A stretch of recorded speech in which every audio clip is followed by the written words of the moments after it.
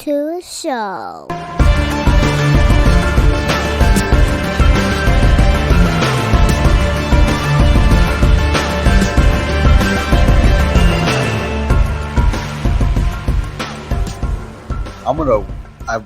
I'm saying I'm gonna watch it, but I'm not.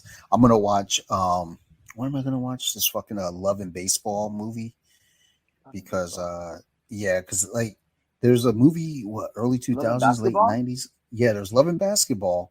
Now Yeah, there's Love and okay. Baseball. So I want to watch Love and Baseball So and same thing see with white how people? very much. So I'm interested to see the gentrification of Love and Basketball That's because beautiful. it's got dude. It can't not be good. This like oh my god, I'm so excited. Hold on, let me check my Prime. Let me see. Do I have to buy it? I'm willing to pay for this movie though. Like I'll buy the movie because I'm Dang. so interested in what it's about. Like I read the synopsis. I know what it's about, but like I need to watch it. I need to hear the dialogue. I need to There's a just foreign version of that same movie. Actually, I know a little bit about this. It's called Love and Badminton. I fuck it, sign me up. You'd watch Like, that one too? I'll watch it. I'll watch it all. I'll watch Love and Everything. Fucking Love and Hip Hop. Give it to me. Like I don't see Love and Baseball on this list. This is Maybe someone lied to you then. this One is of those probably fake no. movies. Nope. It's not fake. I believe in it. Love Sandra Bullock and and Justin Timberlake. there it is. Love and Baseball. Here we go, son. Oh my god, it is real. This is fucking real. Oh my god, it's on HBO. It's like I don't have to pay. It's on HBO. I have HBO. Yeah. Oh my god, dude. I'm watching. It goes 40% off right now. I I gave someone my Disney password and they gave me their HBO password. So I'm like, okay, I'm solid. But if they cancel their HBO, I'm changing the password on Disney. So you have to. They broke the contract. Yeah, you don't get to walk free here, friend. No. Dude, I'm so excited that this movie's on HBO now. Like, I don't know if I can contain my emotions because I'm fascinated by this idea. And this is not like Love and Hockey. the Canadian version? Hey, I love you, man. What's this movie about? I can say these things because I only have one listener in Canada.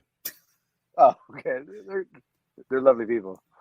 Like, yeah, they're like the few Canadians I've met have all been extremely nice. It made me feel really, really bad that I wasn't as nice. Like, it's like fuck you guys for making me feel shitty for not being nice enough. Right. Leaving your doors open and being overall good people. How dare you? Yeah, dicks. I'm looking at this and I can already tell you I'm probably not gonna watch this movie. Really? That is literally 180 from all the excitement you had like not 5 minutes ago. I mean, it's not even a minute in, and I'm just not. Happened? I'm gonna give it a try. Just like, okay, no. You got me excited. You got some diversity here.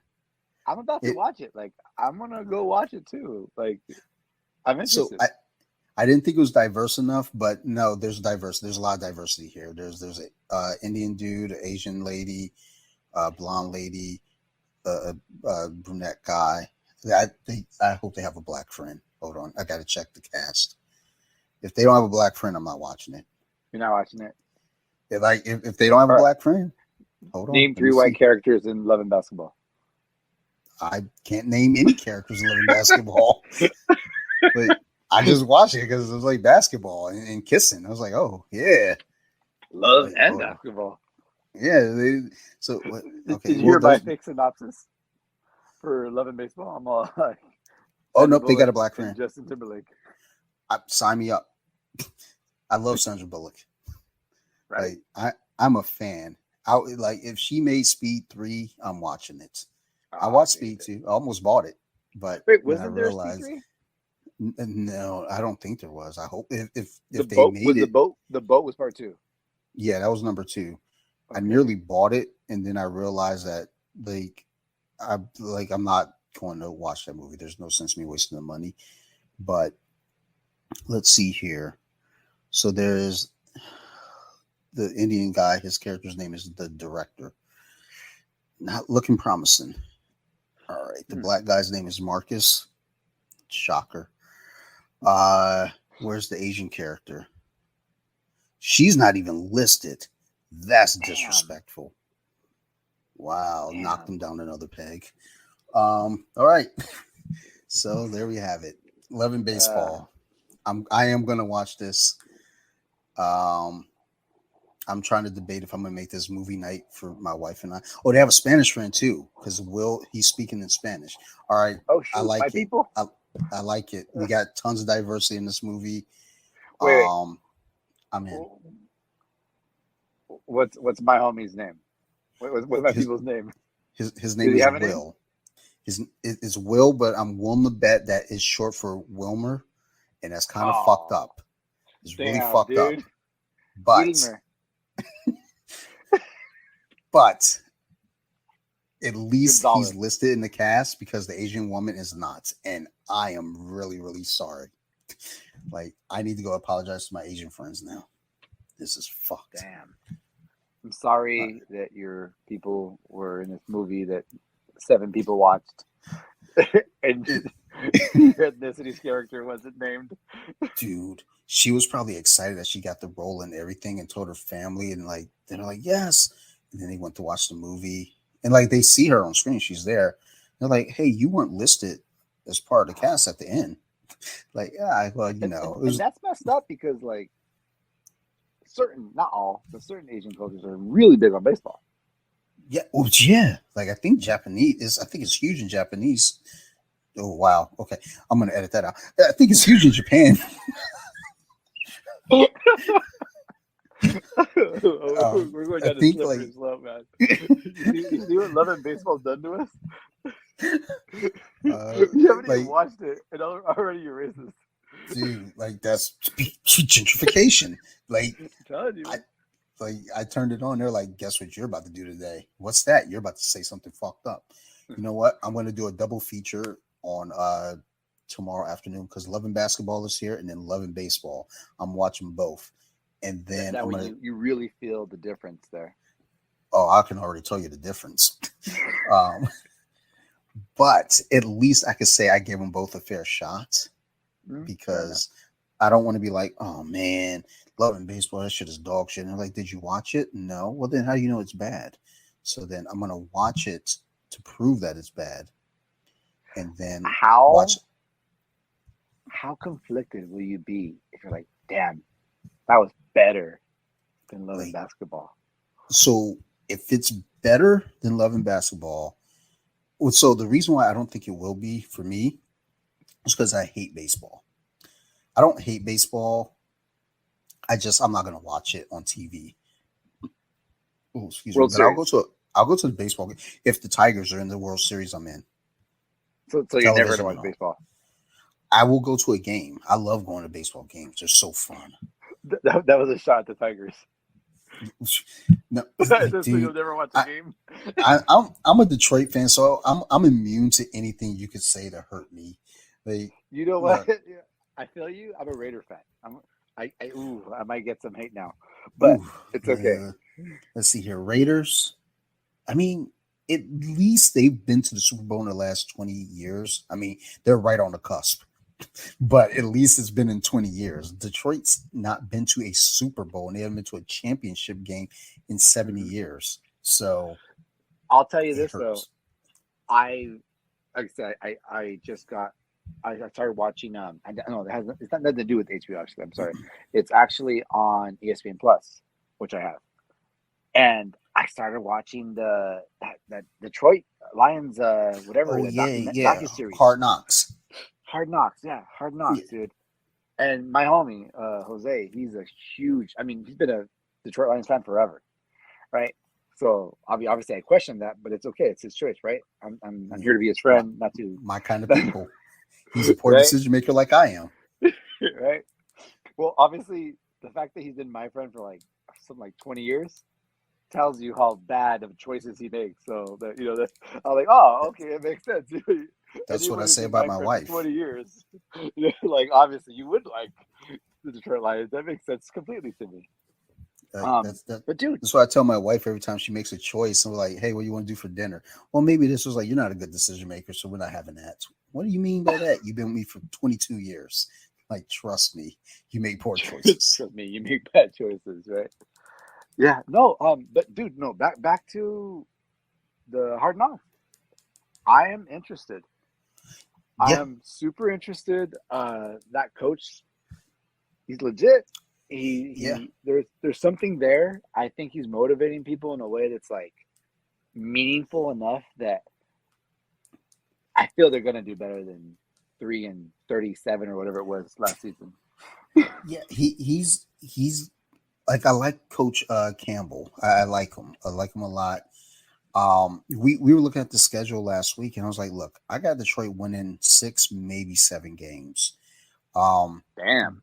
like off of like first off, they have a last place schedule, so that I think 6 is automatic because they're playing shitty teams. But I'm going to give them an extra one because of Dan Campbell's coaching, and he's got these kids believing in themselves, and they also have a rack of like draft picks that they got from the Rams. Mm. So worst case, they could just start drafting and fucking rebuilding as they do every fucking 4 years. Losers. Yeah, no, it's gonna be a fun year. I think it's gonna be a very fun year. I'm excited for him. I was actually really upset when I was watching the UFC. They had like clips of like with the Gons or whatever, Mm, and like apparently Brady could have been a Raider, I and saw I was that. like, oh my god, I was instantly upset. I was instantly upset. Yeah, leave it to Gruden to fuck it up. Gruden, dude. Yeah, Like it's like, come on, Gruden, what are you doing, son? Like you had an opportunity. Well, I wonder though too though because when I look at that Tampa Bay team that Tom Brady was on, that was a pretty hmm complete team that he was on, yeah, and it's like because I always think about um Detroit and anytime they have an opportunity at anything because they don't go after high price free agents. They don't go any after anyone. But it's like imagine if Detroit got Tom Brady, and it's like yeah, but they weren't a complete team. Like Brady's Brady, but I don't yeah. think Brady was gonna change the culture of the Detroit Lions. Like the He would have Raiders had were a lot the more. They're more complete, so they would okay, have yeah. it would have been a big difference. But they need. I think Tampa was the perfect place for him to go. I think there were very few teams he could have gone to that he would have put them in the championship game. But I think he would have gone to like a team like the Raiders, a team like even the Saints, um, and turn things around. He could probably go into the Saints and won. I think because they were a complete team for the most part. But Nine, 10 win teams. Like 9, 10 win teams looking for yeah, that little extra. yeah, exactly. Like, but the thing is with the Bucks, though, I don't know that they were even that. It's like they had all the pieces, but they didn't have the quarterback, and it's Maybe slash weird. leadership. Yeah, exactly. The leadership part is huge, and I always say about the Lions, I feel like when they're in their locker room, well, this is before Coach Campbell. Now I feel like they go out there and say, "We're gonna fucking win." Before they're like, "I hope we win this week, guys." Like, Ah, meanwhile, you get teams like Baltimore, Pittsburgh, New England. They go out there and say, "We're gonna fucking win. We're winning this week." Whereas Detroit's like, "God, I hope we can do it this week." there was a So moment when I was during my long tenure as a Raider fan. There was a moment that we were like, ah, how are we gonna blow it? Here comes the yeah, fourth quarter. So like, and if you're thinking that as a fan, I'm pretty sure it's really hard for an athlete to be there, knowing the fans are thinking that, knowing hmm shit, am I gonna fuck this up? So I yeah, think that's hard because when you actually just have to get past that history of losing just to get some momentum and be like, oh, we can actually win, we can actually turn this around, or we can close this game. and that's also huge too. I think it's exciting that I'm really hopeful for you guys. Like, obviously, I'm more hopeful for Raiders, but Well, yeah, but I'm hopeful for you guys. the I am I'm optimistically realistic, where I I want them to win, but realistically, like I said, look, if they get 6 wins this year, that's a win for me. Um, it's like Yeah, I I think don't that'd be a great turnaround season for them. the things that always kind of stick in my head about an outside shot at winning is that in '97, I think it was '97, the Broncos were projected to finish 4-12. They ended up going to the Super Bowl and winning, and that was craziness to me. And then a couple years later, the Rams had just come off of a 4-12 season. Trent Green went down with a knee injury, and they had to rely on their backup quarterback, Kurt Warner, and they Right. turned that franchise around and started winning. So it's like, when you think about something like, you know, the Raiders or the Lions, and it's like, can they turn this around? It's like, look, it's been done before. It's just a matter of the Yeah. culture and the leadership. You know, Yeah. if you don't have a strong lead, and I feel like Stafford was a good leader. I just feel like the Fords, as owners, don't really try to put the pieces around them. They're just like, they'll be all right. We got a good quarterback. Right. We Right. got Megatron.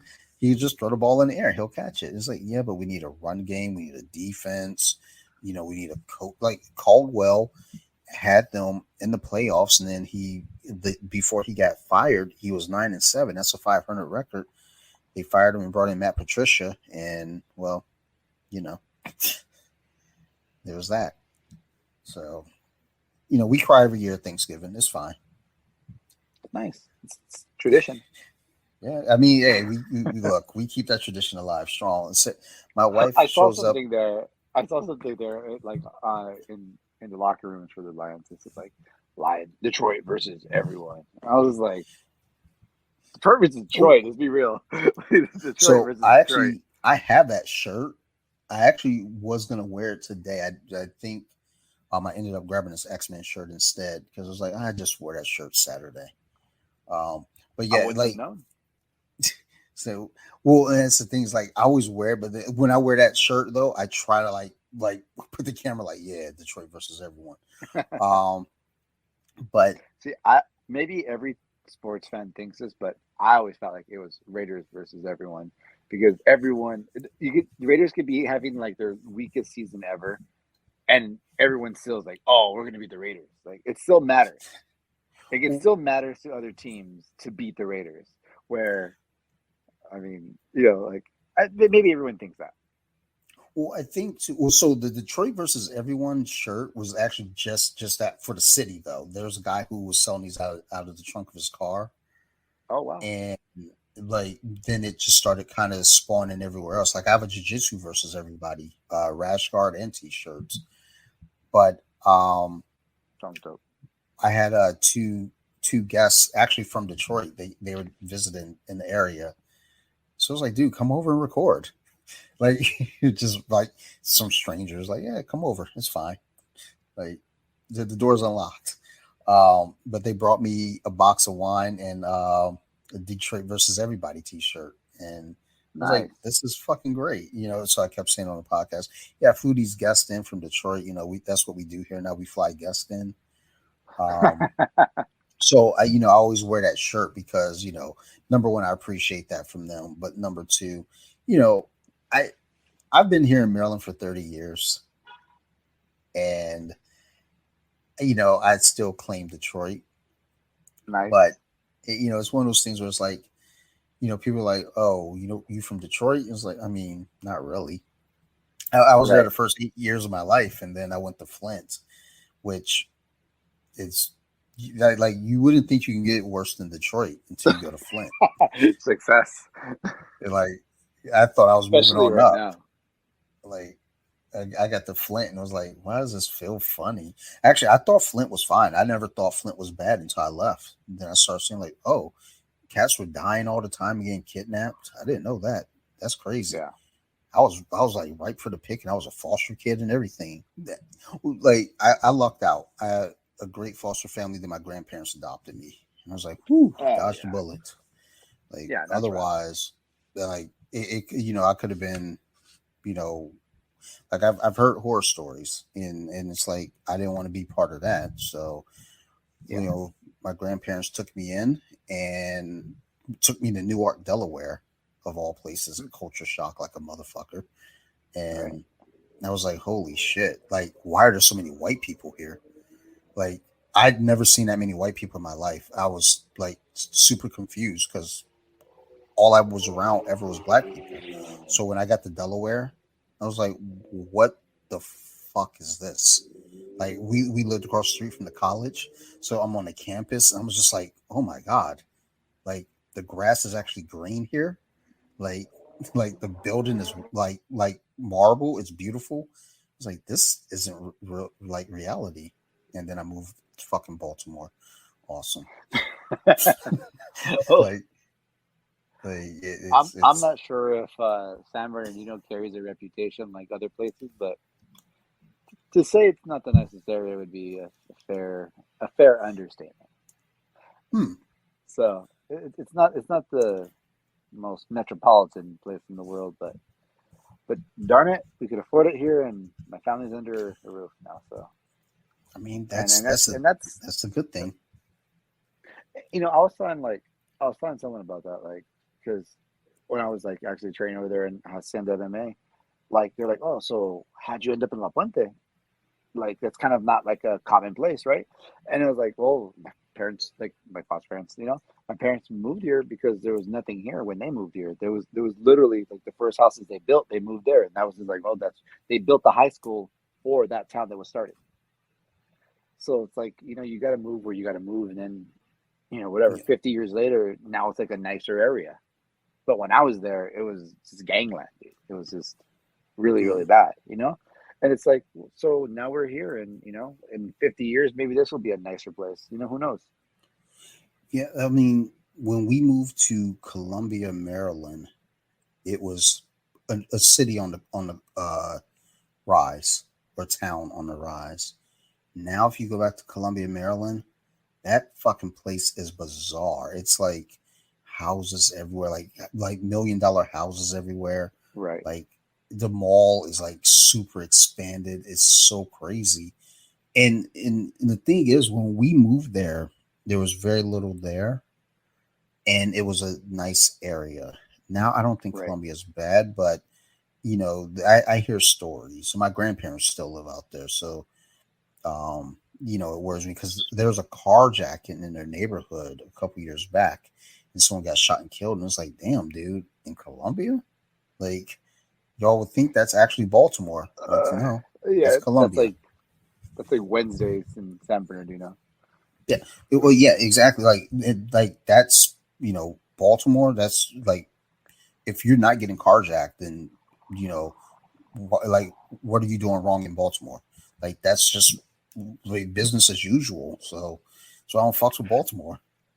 I'll tell you what, though, we do live more in like the quote unquote hood area, but at the same time, like we were obviously looking everywhere in this area, right? And we have like a ring app, and to record shit in case someone steals our shit, Yeah, right? Just so we have something to say. Hey, look, there they are, and like, okay, cool, there they are. We're never gonna find them. Good luck. That's all we'll get from it. But there's that peace of mind, right? Um, yep, and all the like alerts that come with having a ring, it's been very interesting because we actually, yeah, what we do see is like homelessness and maybe some drug deals going on, and maybe if you go down the road a bit, there's some prostitution. But it's relative. Besides the loud ass cars that drive by, like blasting music or just racing each other, like or racing themselves, whatever. Besides that, it's relatively mellow. Where the areas we were looking at that were quote unquote nice, right? Maybe 5-10 miles from here, all the crime happens there. that Carjackings. Oh, that they stole makes my car. They sense. broke into my house. And it's like, I was like, oh no. I'm like, we're gonna see it in the Ring app. They're like, my gray Lexus was stolen, and then I'm gonna look outside the window, and I'm gonna see a gray Lexus parked. I'm like, oh, the neighbor got a new car, So, and we're I've, kind of safe because we're within like the eye of the tornado. Like, so a buddy of mine made an interesting point uh, years ago. He was like, when you live in like the hood, we don't rob from each other. exactly. My wife, she was a nanny, and the the last family she worked for, they're like lawyers for like politicians and shit. So like they like the parents. So the family that she worked for, they were getting the house rebuilt or getting a house built or some bullshit. I don't know. So they stayed with the mom's parents, and they had this huge house in this beautiful area.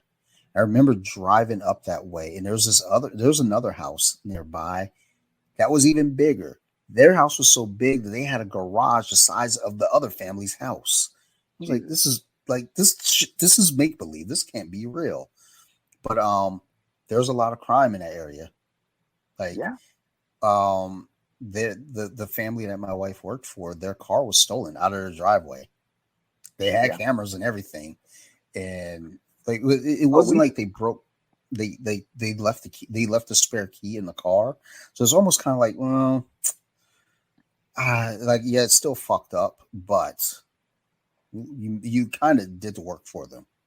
Yeah, you did the work for them, but I don't think that it would have stopped the crime.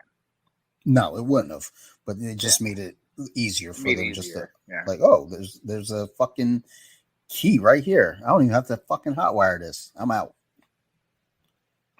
Yeah. But that's that's kind of been the blessing in disguise that like there is an aspect that we're so much in it that we're more a part of it than a victim of it. Yeah, But well, Maryland's very bizarre, especially where I grew up in Columbia, because Columbia was considered a salad bowl community where we were all like everyone. It was all so different, and as I've gotten older, I almost feel like that community, the way that it was propped up, um, made matters worse because I see a lot of those kids that we grew up with, black and whites specifically. Once they got out of there, like leaned really heavy against Columbia. Like there was a girl that I hmm, almost dated as a kid, excuse me. and she, we reconnected on Facebook. Her husband, we all went to school together as kids, and everything seemed cool. We're chit chatting, we were catching up, and it was cool. Then when they legalized gay marriage across the country, that's when I started seeing it. Oh, And she's like, when are we going to get a straight pride parade? When what else did she say? There was something about white people, and it was like, okay, I didn't see that coming. So wow, me being yeah, me, I doubled down. I put up my Facebook profile picture. I put the rainbow up as my profile picture. I was like, okay, I'm gonna let you know what side I'm on. I'm gonna let you know what time it yeah, is. And that was me, at that time kind of being immature. Now I would just be like, all right, I'm just gonna move on. But right. You're um kind of picking at the bear. yeah, it's like I don't know. It's just like and I'm using her as an example because that was the one that hit the hardest. Right. Um, but I saw with black kids, but I think a lot of black kids, they ended up going to historically black colleges, and they came out of that experience extremely jaded. And it was like, fuck, like we were lied to in school, and that community that we grew up in where everybody's all kumbaya, we all love each other, that's all bullshit too. Now you flip back to the other side, and then you get to see like, yeah, I guess it was because you got the white kids that left Columbia that are talking about straight pride and white lives matter, not even all lives matter, but white lives matter. I was like, Oh wow, Jesus, like, that's fucking bold. like you went all in. Like you didn't even just like if you say all lives matter, at least it's like, okay, well look, I can hear you. But as you know, saying like all lives can't matter until Black Lives Matter. But when you say white lives matter, it's like, okay, you don't give a fuck about no one. All right, cool. That's interesting. But and it's just weird, like because like we grew up in this community where it's like again, you saw everyone, whether it be, Korean kids, Chinese kids, Filipino kids, black kids, kids from fucking Haiti, kids straight from Africa. Not even like, when people say African American, I get a little frustrated because it's like my family's from the Bahamas. I mean, Right. yeah, sure, we originated, I guess, ultimately from Africa, but my grandma, she's Bahamian, so I had a but friend. I had a friend named Cuba. Well, not named Cuba, but we called him Cuba, right? And he was like 6'2", black dude. And we were having that discussion. It was like, well, and one of our like maybe not friend per se. He wasn't my friend, but he was Cuba's friend. And we had that discussion. It's like, well, look, dude, like I will forever grow up missing some of the Mexican that I am because of how I grew up because I looked white. And Cuba will always know what it's like to be black. And he was like, but that how he's Cuban.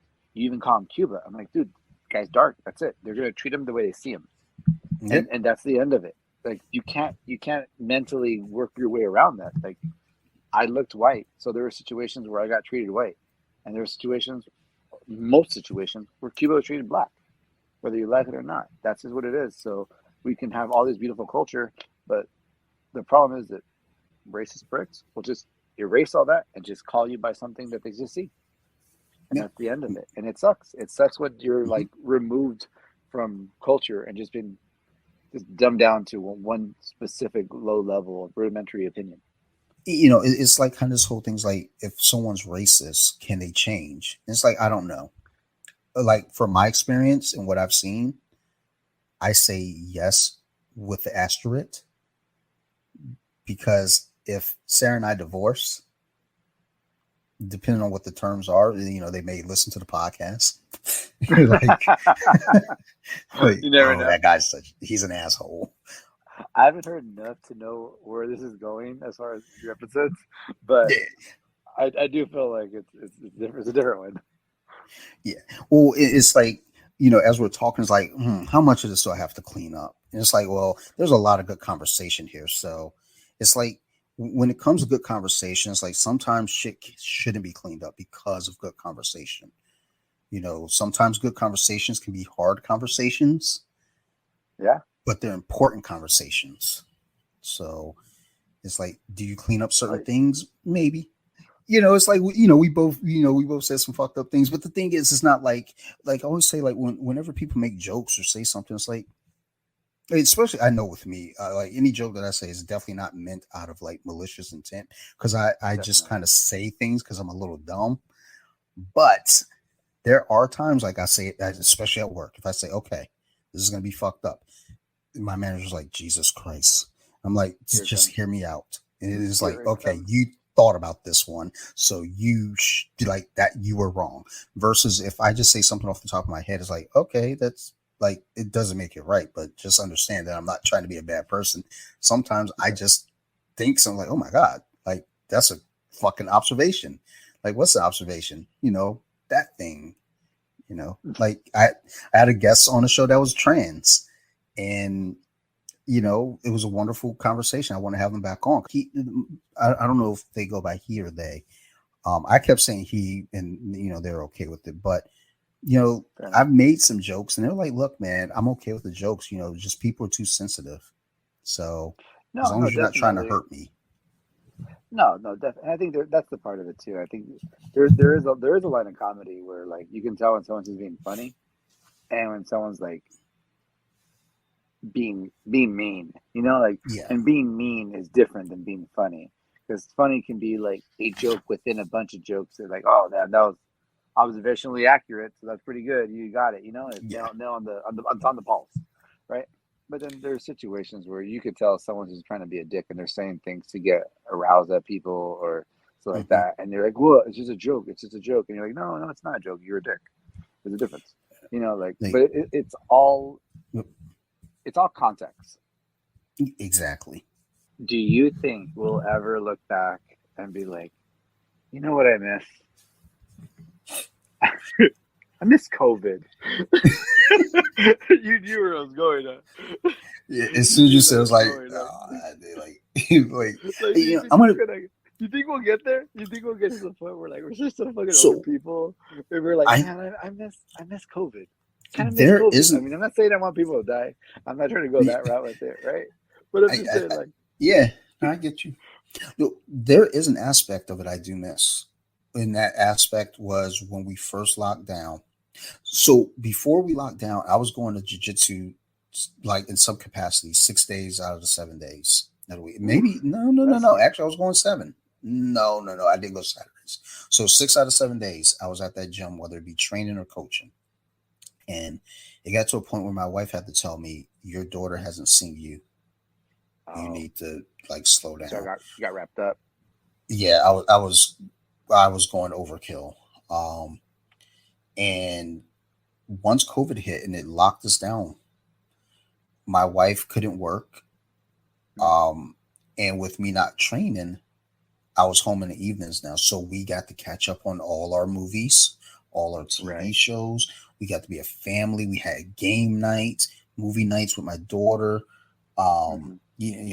Boxes of wine. Like I was drinking boxes of wine like it was water, dude.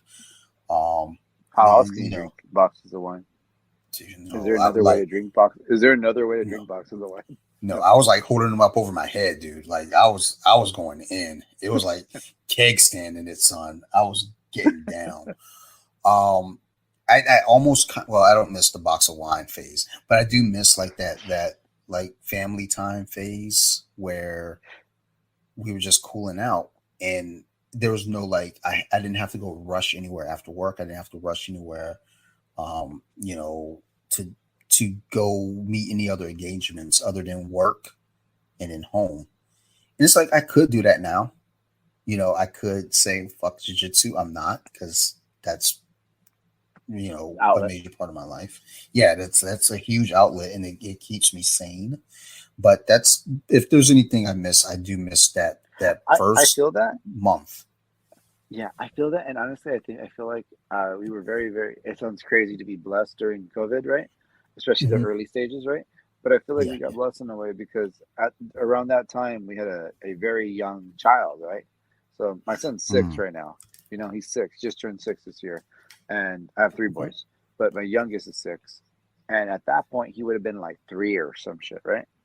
So it was very unique because all of my kids had to, in one way or another, had to either go with Nana or go get raised by a grandma or go get raised by a school program that takes care of them during working hours. Like they all had to do that to some capacity, right? And this was Hmm. their only kid that didn't get that experience because COVID stopped it. And he literally had both parents in full time the whole time, like for that very meaningful 3 to 4 5 year, like that age, Yeah. like he had that. And I obviously I would have loved for all my kids to have had both parents the whole time, especially coming from my background. But there is life Absolutely. and you have to go work, and it's accepted. I accept it, because the kids have to see that you work too. They have to see that there is struggle, there is there's something, an obligation that has to be met. Hmm. But I'm super happy that like one kid got to have that. Like it's obviously during the shitty time in the world, but he got to have both parents, full time, at least for a little bit. At least for a little bit. So I That's mean that, something that was a blessing. that's very special. Um, like my daughter, um, same boat. And that's the thing. We only have her, so I think for her, because she's made comments, like, and I explained to her, like, look, honey, you have to understand, you have, a very unique situation where both your mom and dad are available to you, like, all the time. Like, Yeah, with my wife working at night, she's home during the day with my daughter. She right. homeschools her. So it's like you're with mom all day. You get to go to the park and have all these cool adventures. and then I'm here at night reading stories and singing you songs, and Right. and that was especially during COVID that was magnified Oh, because both definitely. of us were there. It, Exactly. it COVID it did a number on us, and the thing is, however you may feel about it, one way or the other, because people, you know, have their varying opinions on it, and it's like, look, the fact is, in the beginning, we didn't know shit. So for Right. everybody to kind of do this whole "I told you so" thing now, it's really annoying because we didn't know anything in the beginning. It was scary. Well, People were dying. I also think it's not I told you so personally. It's like if they said it now and it happens now, then it could be I told you so. But Yeah, during yeah. that time, they didn't have half the like understanding that they have now. Hmm. So yeah, so if you get it tomorrow, you're not too worried about it because Yeah, one, it's just different. It's just different. You know, it's not the same strain. Whether you like it or not, someone coughed on you during all that time. So you built something on it, and then the world as a whole has built something to fight it in and of itself, right? But at the yeah, same time, like people were legit dying. I have family members that passed away, you know? So like so it's as real as it gets in my house. It's as real yeah. as it gets. And We now I'm not worried about it. So it's not I told you so, it's thank same, goodness. Cool. I'm happy. I'll take COVID now over COVID then all day. and that's how I feel too. It's like, yeah, it's definitely not a "I told you so" for me. Because like I said in the beginning, I'm all ears. I'm just trying to hear Yeah. what do I need to do because I don't know. Now Hmm. I got COVID in January of this year, and it could have come from one of two places. I recorded that weekend with a friend. He texts me on Tuesday. He tells me that he was exposed to someone with COVID, and I may want to get tested. Now, Right. also on that following Sunday, that the following day on Sunday, I went out to the Ravens game when they played the Rams, and man, the rules for the Got that stadium. bird flu. Yes. Hey, the way that the Ravens fans behave, you would have thought they all had the bird flu. Nobody showed up for the game. It's like they weren't out of it. They like, but Dang. Ravens fans are fucking spoiled little brats or punks, and I hate them. I hate them so much. Like, and I'm speaking Oh from the no, no, experience of please don't hold back. How do you no, really feel? when I worked at jewelry, we had a suite, and we would go to the games in a suite. And there was one year I went to every single home game because I manipulated the system. Because most of the people that worked there were Redskins fans, so or the Commanders now, but they were Washington fans. So what I would do Oh is I would yeah. say, hey, if you guys put your name in the hat, and if you win, give me your ticket. I will buy you lunch for a week. Oh, nice. So, and I was fucking clear there. Like, so when there was a Thursday night game against the Cleveland Browns, I won every fucking ticket. And I was Nice. confused. I was like, oh my God, I don't know what to do with these tickets. I have 8 tickets, and what do I do with them? Oh wow. I figured it out. But going to those games, you really got to see these Ravens fans and how they truly were, and they fucking suck. It's like if the Ravens lose, it's never because the Ravens got beat. It's just, oh, the refs screwed us. It's like, okay, Oh yeah, whatever. there's You that. lost by There's 40. that. The refs didn't screw you Well, by 40 yeah, but points. it's because that's that first point, you know. Yeah, we just gave up. Yeah, Um, we just gave up. but yeah, I went to the Ravens game, and the rules for the COVID protocol, they were so goofy. It's like if you walk in with your ticket, you got to have on your mask. Um, Once you get to your seat, you can take your mask off. If you go to the bathroom, you must put your mask back on. If you go to buy anything from a concession stand, put your mask on. I was like, okay, this is stupid. Yeah. Let's stop pretending. Either you care or you don't care. Either So you I care or you ended don't up care. I completely agree with that. getting COVID, whether it be from the game or from Phil. So then I recorded Columpton that Sunday night after the game.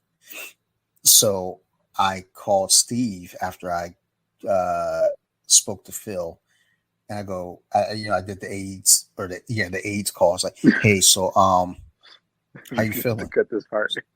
He was like, yeah, definitely. Uh, I go, how are you feeling? Actually, I'm pretty sure I've said this on here that exact way. Okay. I'm pretty sure I have. I go, so how you feeling? He's like, I'm feeling pretty okay. I was like, how's Bea feeling? She's doing okay. I was like, so yeah, so I've been exposed, so you guys might want to go get tested. He was like, what? I was like, dude, Phil had COVID, and I was at the Ravens game. You might want to get tested. You know what's really crazy, and obviously I lived in LA. Well, I live in LA County. I used to, right? So it's like it was pretty big out here, right? Like it was a big deal. Yeah. Um, my family got COVID twice. My wife got it, I think, 3 times. I think because she works with a lot Jeez. of she works for LA County, and she works with a lot of Mm. people who are in need. So part of it, it's called the I think it's called Gate or something like that. But basically, it's like food stamps type stuff, right? So she works with a lot of the communities in need. So she's a lot of people coming in and out of her office and stuff like that. So she was just exposed to a very early onset of it, so much so that she was like deathly ill, Oh like wow. the January before it happened, before it was COVID. She had this weird flu that hit her lungs, that gave her pneumonia. You know, she was almost on a respirator. She was sick for like 6 months, and it was before there was even a COVID. Before COVID was COVID, and then Mm. she would end up getting COVID two more, or actual COVID at least I could say, like for real. Like they called it COVID the other 2 times, right? Twice more. And my kids almost all my kids got it at least once or twice. And I don't know how, but I never got it. And I don't know what it is or whatever, but count my lucky stars or whatever, man. But like I'll knock on wood for that one. But no, I never got it. And I was the Word. one I was the one taking care of them because they were sick, like I was, like That's at first, I'm like, crazy. should I leave? Like, and this, and I was like, nah, I'm gonna go down with the ship. Like something. Yeah. I can only imagine, especially in the beginning part. Like I couldn't even imagine if my kids got sick with it. Fuck that, I'm dying too. Then for me, fatherhood's not that. For me, it's like fuck it. Come sit on my lap. Right. You don't feel good. I want you to feel better.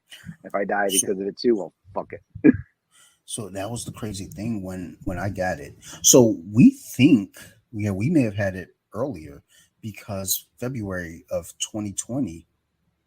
So first off, February 2020, I went on to my other podcast, Nerd Rage Radio, and I said this is before we knew anything of this coming our way. It was in Uh-huh. January. I says to my one buddy Joe, I go, honestly, what we really fucking need is another fucking plague. Oh no. And then a fucking month later, this shit hits. So I was sick February 22nd, and my daughter, because my birthday's the 21st, and I worked a birthday party at the gym. We hosted a birthday party for my friend's kid's eighth birthday party or something goofy. Like I think it was eighth, and um, I wasn't feeling bad, but I felt a little funky. My daughter was really sick, so she couldn't come to the party. Right. Then I ended up really bad the next day, but I don't think it was COVID, but we were in some bad shape. Now, when I actually did have COVID officially, where I knew I had COVID, that was the thing when it came to us as a family. My daughter, I isolated myself. My daughter was like, "Fuck that!" Like, this is my dad, and she like cuddled up next to me. And there's this part of me was like, I want to push her away because I'm sick and I don't want her to get sick, Yeah. but I didn't want to like, it's like she nuzzled up. And the thing is, I don't even know if she actually got COVID. I think she just, kind of the sympathy pain. It's like, It, you know, you know, well, the kids are back in school over here. Me and my kids go to public school.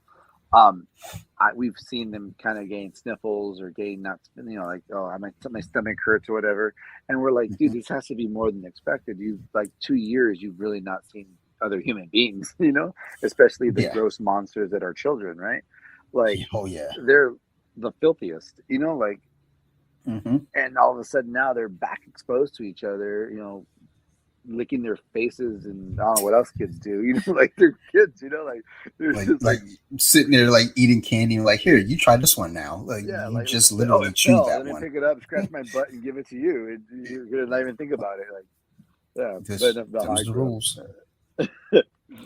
Right. Oh, make sure you waterfall. Right. Like we're being No, safe. yeah. Right.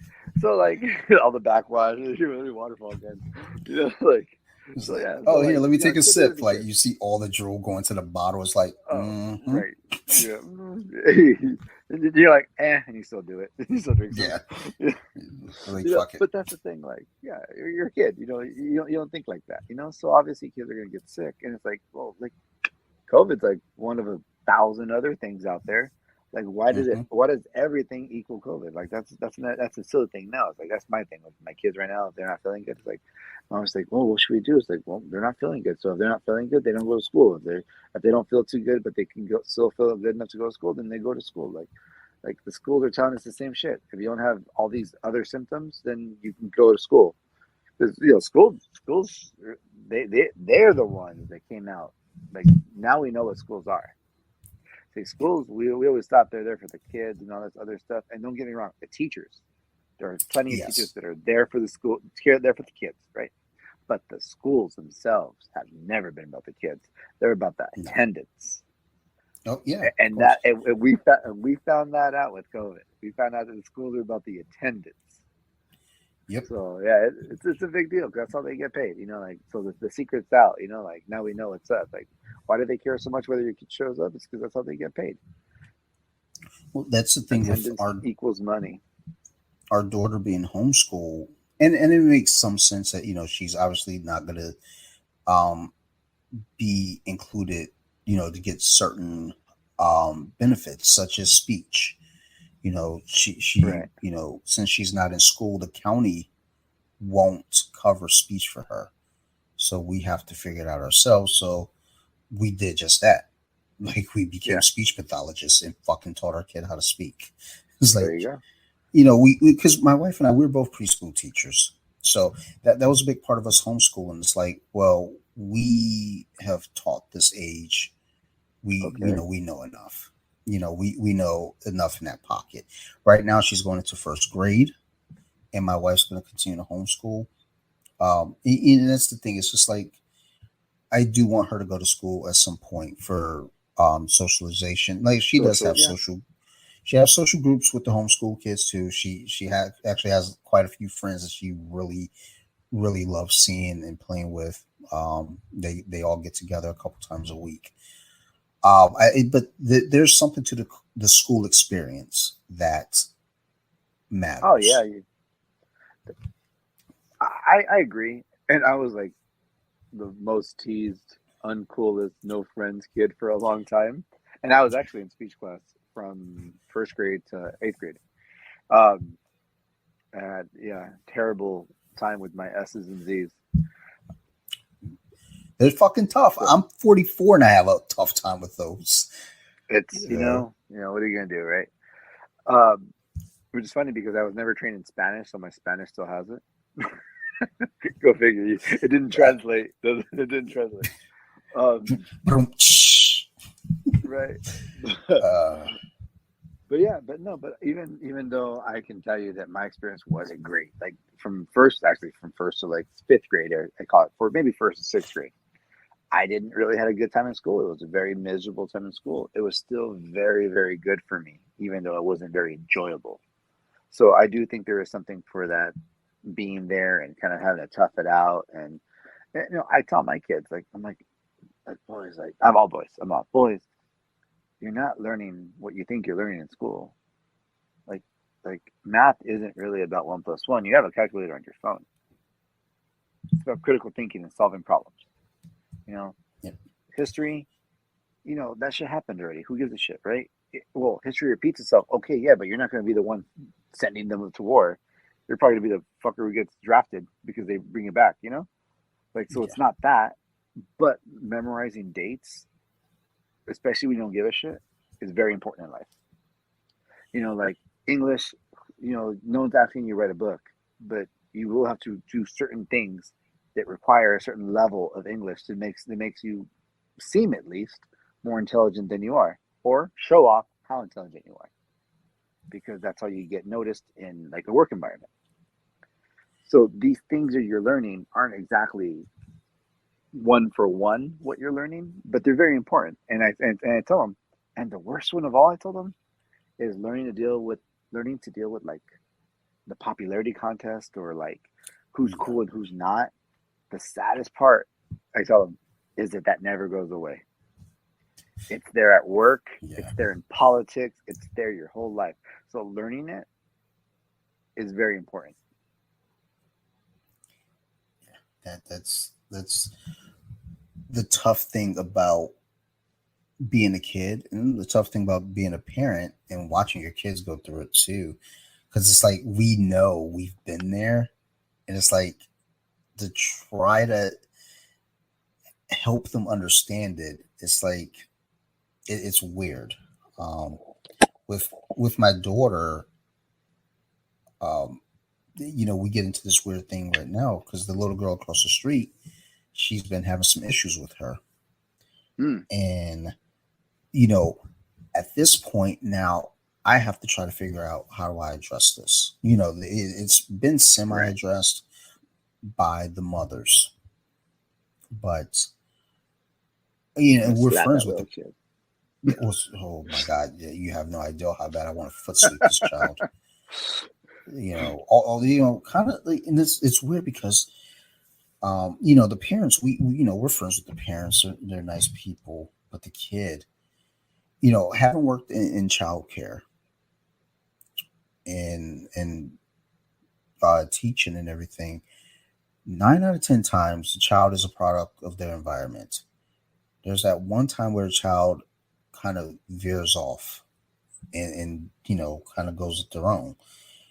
So the thing is, there's two other children in the house, and those other two children are actually pretty sweet kids.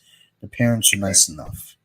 Then you have this middle child who is a fucking nightmare.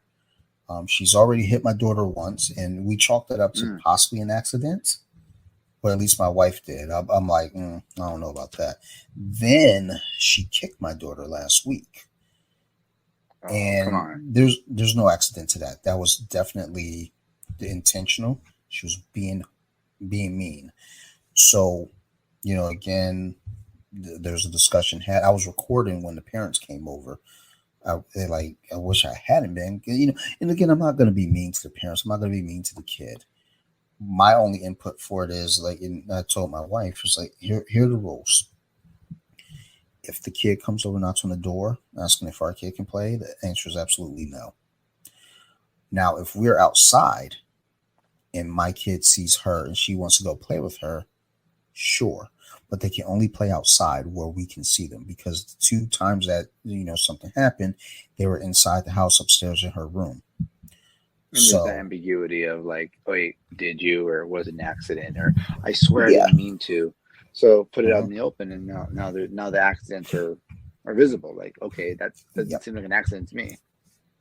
yeah, and then and my wife, she wants to put my daughter in dance before she puts her in jiu-jitsu. Fine, whatever. I'm as one of the coaches, I have the curriculum. I can kind of teach her some of the stuff. I prefer she has a group to work with Hmm. Hmm. versus just like the grappling dummy downstairs. But it's like I told my wife, is like, am I gonna have to am I gonna have to like fast track her fucking self defense now and teach her to fucking body slam this kid on her fucking head? Because I don't want that to be the case. But look, if that kid can't keep her hands to herself, like Sophie's about to learn some top pressure real quick. She's about to learn how to apply that pressure fast. But it's like the thing is, I want my kid to go to school for to kind of really learn how to deal with that adversity, though. Right, Um, right, because that is the tough part too. And I mean, I'll be honest, like I don't think I have the most tough kids as far as like I don't have the bullies. Like yeah, yeah, I more likely have the kids that will get picked on.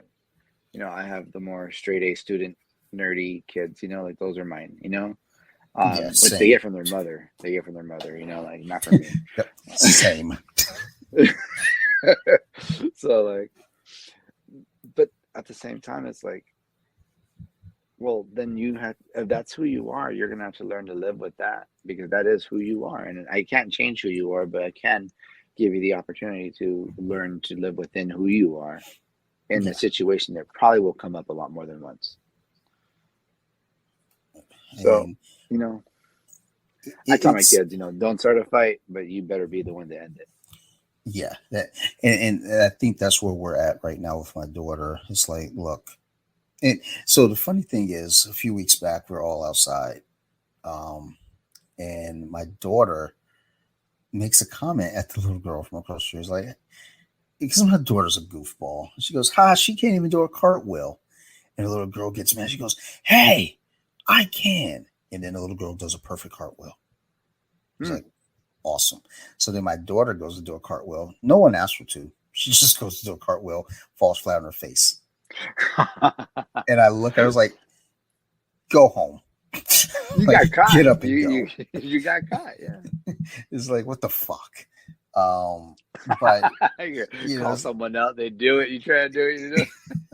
yeah, But that's good that's though what, because see that's good though because that's like that's that moment. Kids get cocky. They start talking, and they need to have that hit. Like, oh damn, okay, like, yeah, I mean, she figured it out real quick. Like, oh boy, I can't do a cartwheel either, or I Yeah, can't do one at all. But yeah, and the thing is, with with my daughter, what she has gotten from me is she is a clown. right. She will say the most outlandish things. Like, my philosophy is this: like, if there's humor to be found in it, I've got the treasure map. Like, Hmm. I'm gonna always find something funny in a situation, no matter how grim the situation is. There's got to I feel be that. a laughable moment in there somehow, some way. And the thing is, like I said earlier, with comedy, with humor, it's not out of being malicious. It's a lot of times observational, but also sometimes you got to cut that tension because Yeah. it. Whew, let me tell you, I've been in some situations where I for sure thought we were going to die. Like, I legit thought we were going to get killed in a situation, and it was like, okay, I gotta figure out a way out of this. And Yeah. fucking just saying funny shit worked. It saved our lives, I think. And also, I think my buddy gave him a bunch of drugs and said, "Here, take these drugs. Don't kill us." And I was like, Oh, that even works. funnier, even better. That's a lot funnier than what I had to say. Take these drugs. It's not funny, but it's a lifesaver. I mean, I've had so many people like say, if I say something fucked up, they're like, "That's not funny." It's like, for you, it was like fucking hilarious for me. It's like, at the end of the day, like my daughter, she does the same thing as I do. She'll see something Yeah. silly, she'll make a joke about it, Joke it. and and that's the thing. It's like we get out of these weird situations with humor, and if we can't get out of weird situations with humor, then we fucking brood our way through it. And well, I do. Her, she's got Yeah. to Wow. learn. She's about to learn next week. Like, Young group. Young so, group. yeah, like, here's this grappling dummy, beat its ass. Um, but we've been going for 3 hours. Oh shit. Um, so Okay. Well, you got some edits. for sure, this is gotta be heavily edited because this is 3 hours of content. But dude, this is fucking good conversation, man. Like, you know what I might do is I might split it up. Dude, Um, just try to make one good hour. like, Get one solid hour of I power. see. I don't know, man. We had a lot of good conversation though. Like, Oh, there's some shit, windows in there that 3 hours. was, it was a little suspect. It was like, there's some things that I know I said, I'm like, ooh, I gotta, eesh, probably shouldn't keep that in there. But this was a lot of fun. So, But you got my Manuel, blessing to cut, remove whatever you need to do on my part. It was a blast. Again, I did not know it was 3 hours. yeah, So like, damn, I'm looking at the. There's a timer too. I see it now. I looked up Oh at the shit. 2 hour mark and I was like, oh, we good. And I Famous looked up last again. words. I couldn't really see the time. I was like, is that still 2 hours? Like, like what? It's I our should have rest 2 known. hours. We're good. How about this edible? You should like we're straight. The edible hits, and it's like. Meanwhile, we got a 6-hour podcast. My wife is showing up home now. Like, the fuck are you still doing up? It's like, huh? Oh, oh shit. Like, oh fuck again. It's like, but Manuel, thank Wrap you it up, man. for doing this, Let's man. just wrap it. This was awesome. I appreciate you giving me your time and being a guest on here. Definitely want to have you back on because obviously we just sat here and talked for fucking 3 hours. So clearly we It can was a talk. blast. You got any shout outs or mentions you want to plug out there for us? Honestly, all I can think of is Coach Santos, Hacienda MMA, and Hacienda, obviously, Anvil, Jiu Jitsu, and Fullerton. Those are the places that they've just opened their arms and accepted me, and were willing to work with me even when I'm partially broken even now. So, and they were willing to work with me, and I never felt off there. So the only thing I felt off about was not being able to go back or be more frequent. So yeah, those places are rad.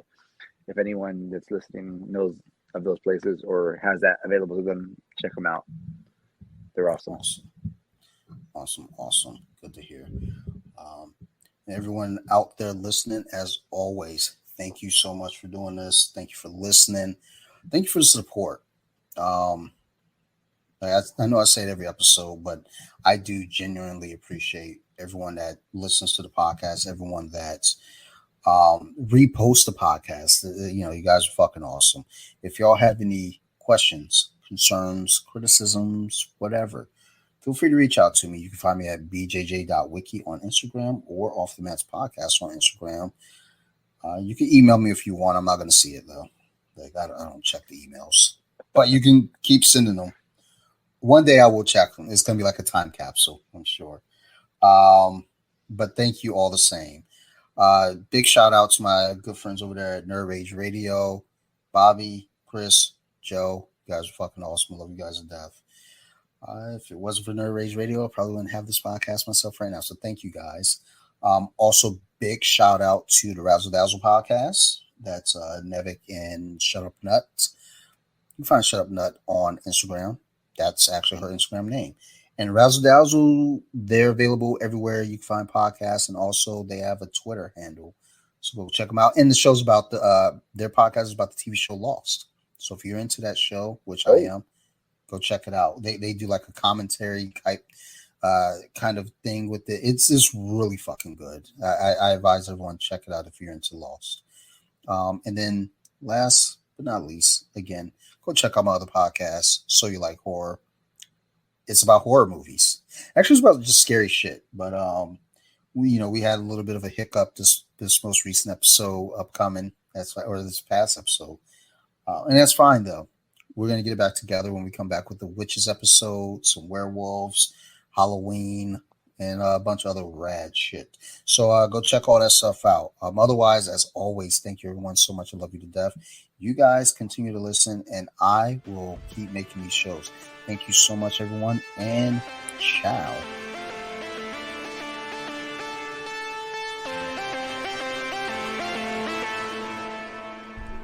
They were with it. Now let me sing a song.